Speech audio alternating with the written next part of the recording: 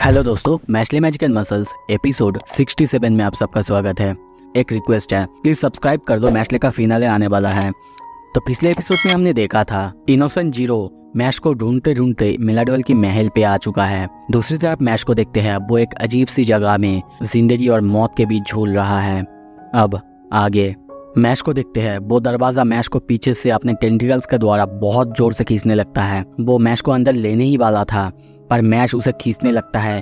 ये देख के उस गॉड की हालत बहुत ज़्यादा ख़राब हो जाता है। वो सोचने लगता है वो बाहर आ चुका है, ये तो ठीक है, पर वो इन सब से खुद को छुड़ा नहीं पाएगा।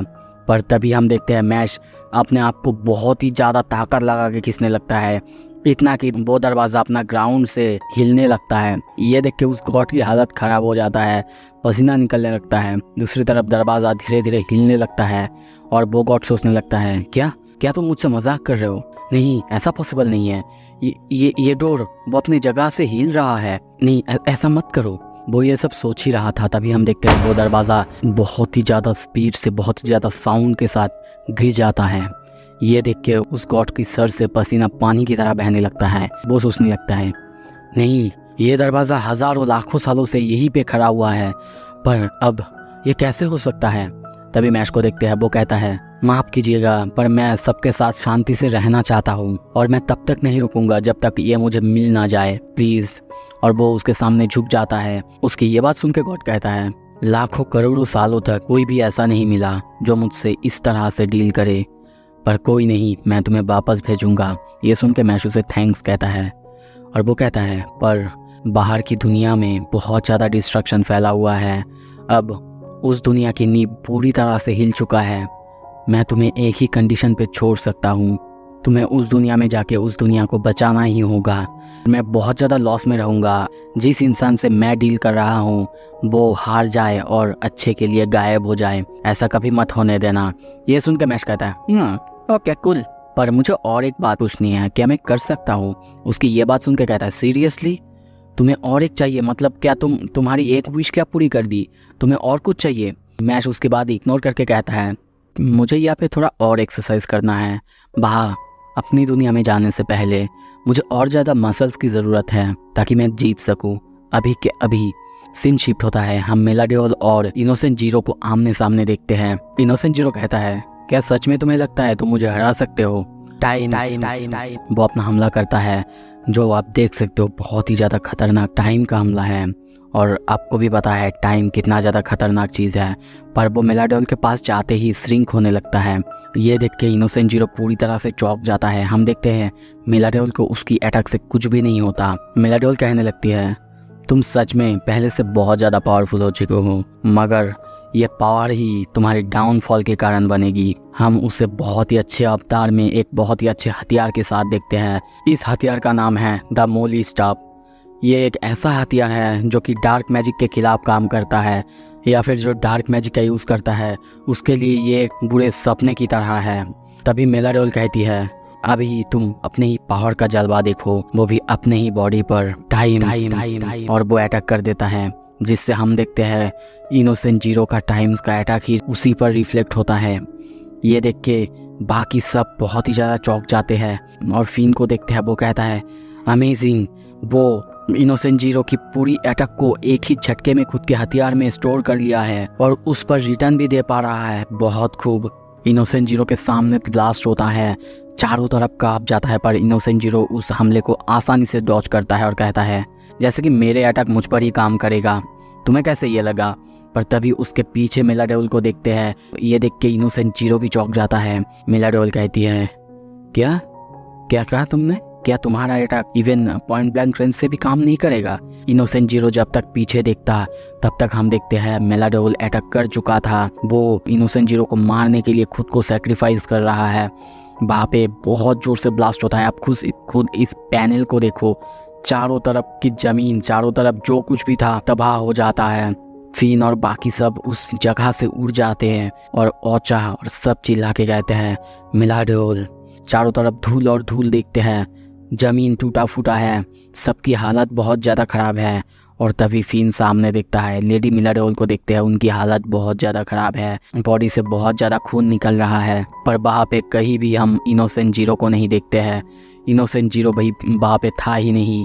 और ये देख के डॉट चिल्ला के कहता है इनोसेंट जीरो वो कहाँ है। और तभी आसमान में देखते हैं अटैक से पहले ही इनोसेंट जीरो खुद को बचा के आसमान में पहुंच गया था।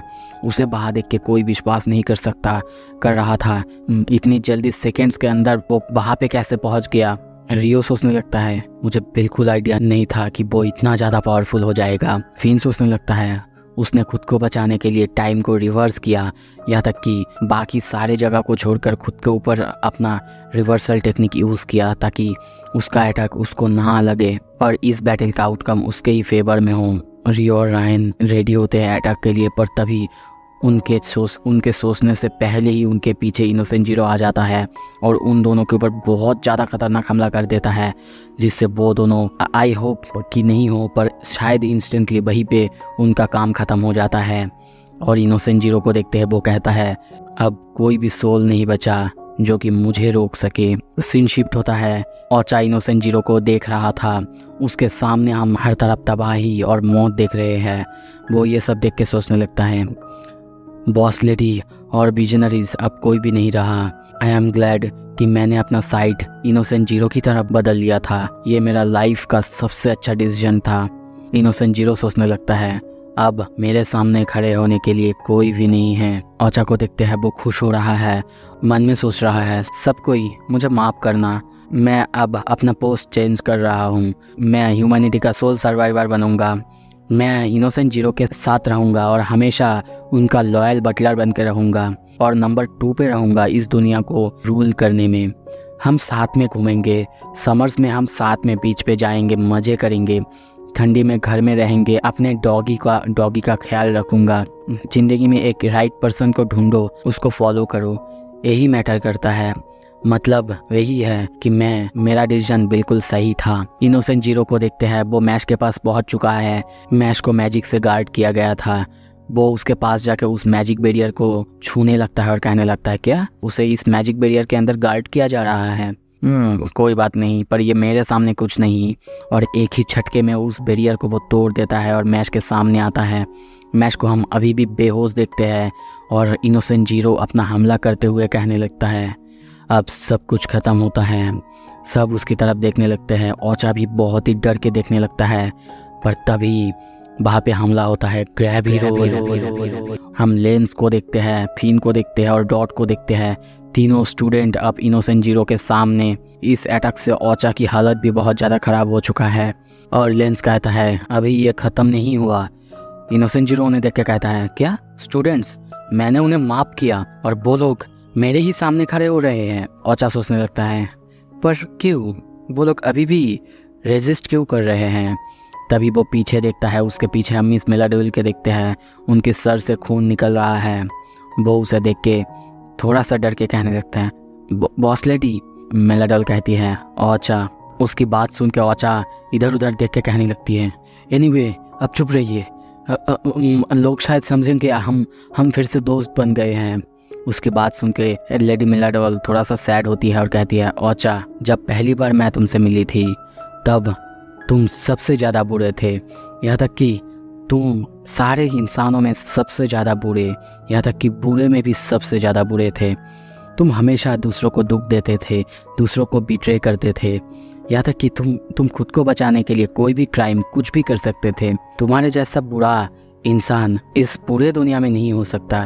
पर उसकी ये सारे बात सुन के ओचा दुखी होकर कहने लगता है सच में अब ये सब आप निकाल रहे हो।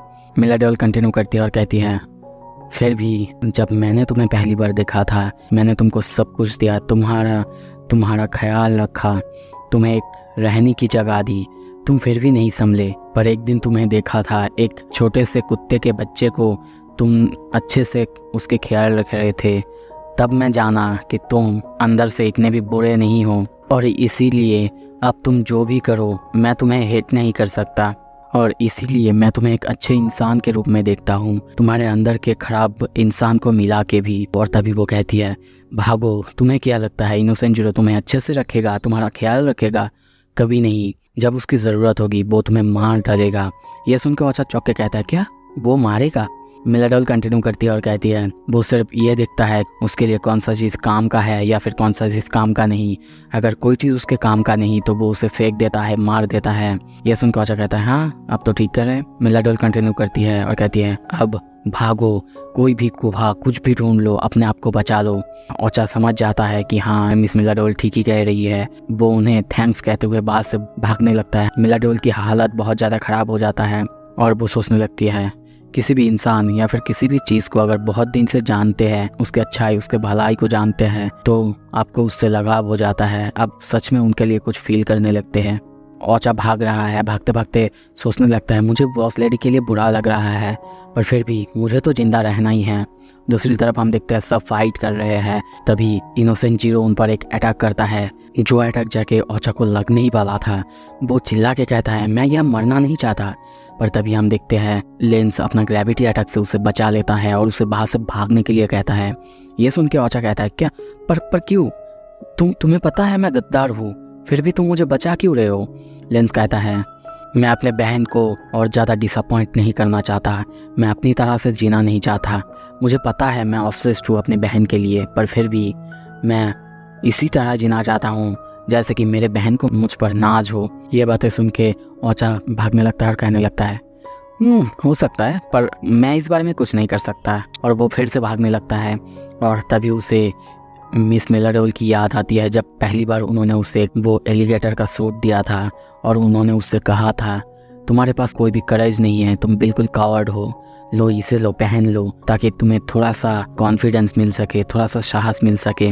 ये बात जब उसे याद आता है तभी वो वहाँ पे रुक जाता है। उसके बॉडी से पसीना निकलने लगता है। वो सोचता है बॉस लेडी।